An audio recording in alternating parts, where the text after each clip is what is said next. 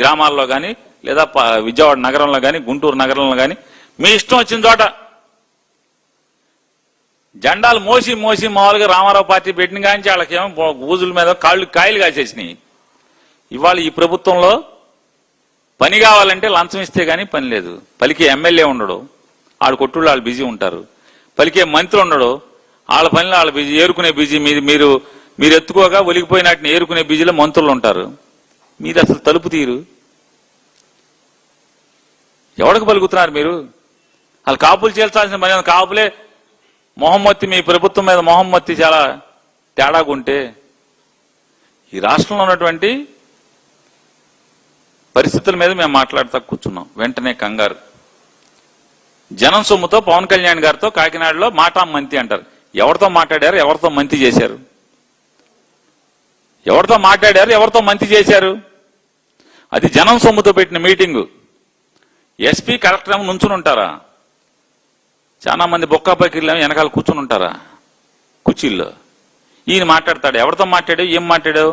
ఆ మీటింగ్ మమ్మల్ని తిడతాకి తెప్పితే ఏముంది చెప్పండి? కాపులను రెచ్చగొడతాకి మమ్మల్ని తిడతాకి తెప్పితే ఏముంది చెప్పండి? ఆ మీటింగ్ అక్కడి నుంచి మొత్తం అంతా అదే పని కదా, అదే పని కదా అంటున్నా. అంటే ఎప్పుడైతే జనసేన బలహీనపడుతుందో, ఎప్పుడైతే కాపు కులస్తులు తెలుగుదేశం ప్రభుత్వాన్ని దూరంగా జరిగే స్థితికి వచ్చేశారో కంగారు. ఏంటి అంటే మళ్ళీ వైఎస్ఆర్ కాంగ్రెస్ పార్టీకి జనసేన వాళ్ళకి బాగా గొడవలు పెట్టాలి, తిట్టుకోవాలి, మళ్ళీ కులం అంతా ఒకటి కింద జనసేన గొడుగు కింద వచ్చేయాలి. ఇటువంటి తప్పుడు ఆలోచనలు తప్పితే అరే ఒక్క మంచి పని, అరే అందరిలో అన్ని కులస్తుల్లో పేదవాళ్ళు ఉన్నారు కదా, చదువు భారం అయిపోయింది కదా, నారాయణ గారికి, చైతన్య వాళ్ళకి, లేదా భాష్యం వాళ్ళకి, లేదా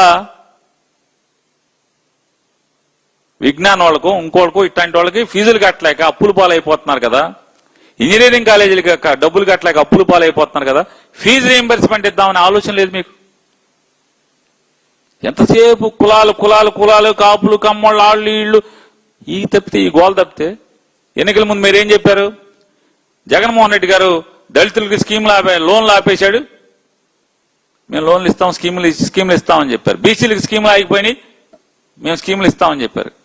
ఈ 2 ఏళ్లలో ఏ దళితుడికి ఏ స్కీమ్ ఇచ్చావు, ఏ వెనుకబడిన కులాల వాళ్ళకి ఏ స్కీమ్ ఇచ్చావు, ఏ లోన్ ఇప్పించావు, ఏ గిరిజనుడికి ఏ లోన్ ఇప్పించావు, ఎవరికి ఇప్పించావన్నా? అందరినీ వాడుకోవటం తప్పితే మళ్ళీ కులాలను రెచ్చగొట్టడం. ఇవాళ ప్రశ్న అనేటువంటి ఒక యూట్యూబర్ రావణ్ గారిని తీసుకుందాం, సంఘటన తీసుకుందాం. ఏంటి మీరు చేస్తున్నది? మళ్ళీ